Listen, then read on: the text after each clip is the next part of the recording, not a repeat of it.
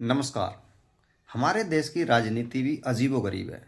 जो व्यक्ति आपके जेन्युइन मुद्दों को उठाएगा वो उठने से पहले ही गिर जाता है और बिहार चुनावों ने ये चीज़ साबित की है।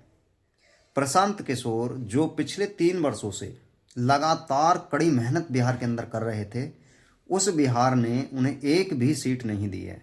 और उसका उल्टा जो बीएसपी बिल्कुल हांसी पर जा चुकी है उत्तर प्रदेश के अंदर, मूलतः उत्तर प्रदेश से शुरू हुई, उसे भी एक सीट बिहार के अंदर मिल जाती है। और प्रशांत किशोर बिहार की मूलभूत चीज़ों के लिए मांग उठा रहे थे, रोजगार हो, पलायन रुके या इंफ्रास्ट्रक्चर डेवलपमेंट हो, फैक्ट्रियाँ आएँ, लेकिन उनकी जनता ने बिल्कुल भी नहीं सुनी।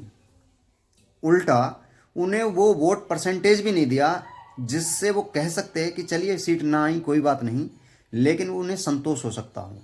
नहीं, ऐसा नहीं हुआ, बल्कि उन्हें पूरी तरीके से चित किया है बिहार की जनता ने। देखिए दोस्तों, क्या हमारे देश में जो व्यक्ति मेन मुद्दों की बात करे उसके साथ यही होता है? हम दो उदाहरण लेते हैं। पहला उदाहरण अरविंद केजरीवाल, दिल्ली में सीएम भी रहे, सब कुछ। आज उनका हश्र क्या है कि पार्टी हांसी पे जा चुकी है। दूसरा, प्रशांत किशोर तो अभी उठे भी नहीं थे, उससे पहले गिरा दिए गए। इन सब में एक सिमिलरिटी आपको देखने को मिलेगी। आप बिल्कुल भी वीडियो को शुरू के पार्ट में जज ना करें, पूरा वीडियो अवश्य देखें। आपको मालूम है इन दोनों लोगों की गलती क्या थी? देखिए दोस्तों, राजनीति के अंदर आप जितना कूल दिखते हैं ना, वास्तविकता में आपकी हरकतें उतनी कूल होती नहीं हैं। प्रशांत किशोर के एक दो वाकयात मैं आपको बताता हूँ। आप अच्छे थे, बढ़िया बात कर रहे थे, लोगों ने आपको समर्थन भी देना प्रारंभ कर दिया। सोशल मीडिया का ज़माना है, आप वायरल भी हुए और आप रणनीतिकार के रूप में बहुत अच्छे जाने जाते हैं। लेकिन उनकी वो हरकत कि आप किसी पार्टी में जाते हैं, धर्म विशेष की पार्टी में, आप जालीदार टोपी लगाते हैं और फिर उससे मैसेजिंग जाती है कि अरे वाह, ये भी वही निकला जो और कर रहे हैं।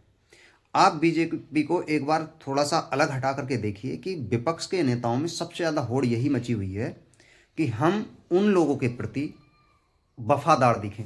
और यही कारण है प्रशांत किशोर का, ये दो तीन त्रुटियां हैं जिनके कारण से उनका ये हश्र हुआ है। मैं गारंटी के साथ कह सकता हूं कि अगर प्रशांत किशोर ये स्टेप ना लेते और इन पार्टी सार्टियों में जा करके उसे अपनी पिक को, यानी उसका जो फोटो वायरल हुआ उस तरीके से ना होता, तो एक दो सीट जरूर आती। ये बिल्कुल निष्पक्ष है, इसमें कोई मिलावट नहीं है। क्योंकि विपक्ष के नेताओं में होड़ है कि हम मुस्लिम समर्थक हैं। क्या बीजेपी ये नहीं कर रही? बीजेपी भी यही कर रही है, लेकिन उसने हिंदू वोटों के प्रति या लगभग भारतीय समाज में ये पैठ बिठा दिया कि हम आपके ज़्यादा हितैषी हैं, और 80% वोट उनका मिल जाता है। जहाँ कोई ऑप्शन नहीं बचता वहाँ मुस्लिम भी उन्हें वोट देते हैं। और वो दे क्यों रहे? 8% वोट उन्हें मिला है। जिन व्यक्ति को कॉलोनी मिली हो, आवास मिला हो, शौचालय मिले हो, उज्ज्वला योजना मिली हो, क्या उन्हें नहीं लगता कि हाँ, सबका साथ सबका विकास हो रहा है? क्या हम बीजेपी की ही भी बात करें, क्या हिंदू समर्थक होना ही जरूरी है भारतीय राजनीति के अंदर, या मुस्लिम समर्थक ही होना जरूरी है? अगर आप वास्तविकता में जेन्युइन मुद्दे उठा रहे हैं तो आप किसी एक के प्रति लगाम ना रखिए और तब देखिए आपको परिणाम क्या आते हैं। लेकिन नहीं, अरविंद केजरीवाल का भी यही सीन था। अब मदरसों में पढ़ाने वालों के लिए, मौलानाओं के लिए सैलरी बढ़ाएंगे, इस तरीके की चीज़ें। बाकी हिंदू त्योहारों पर आप प्रतिबंध लगाएंगे, कुछ इस तरीके की चीज़ें कहीं ना कहीं लोगों के अंदर ये चीज़ डाल देती हैं कि भाई ये भी ऐसा ही है जैसा पिछला था। जो कांग्रेस आज़ादी से लेकर के अब तक का आप उसका पीरियड टाइम देखेंगे तो उसका एक स्वर्णिम काल था, और आज उसका क्या हश्र हो रहा है?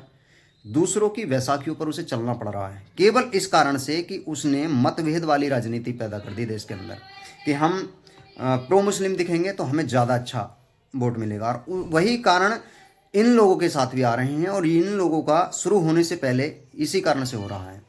भाई बीजेपी भी आज सबका साथ सबका विकास कर रही है, ठीक है, अच्छे कुछ आप आंकड़े उठाएंगे तो सब आपको दिखेगा कि उसमें मुस्लिमों को भी लाभ हुआ है, हिंदुओं को भी लाभ हुआ है।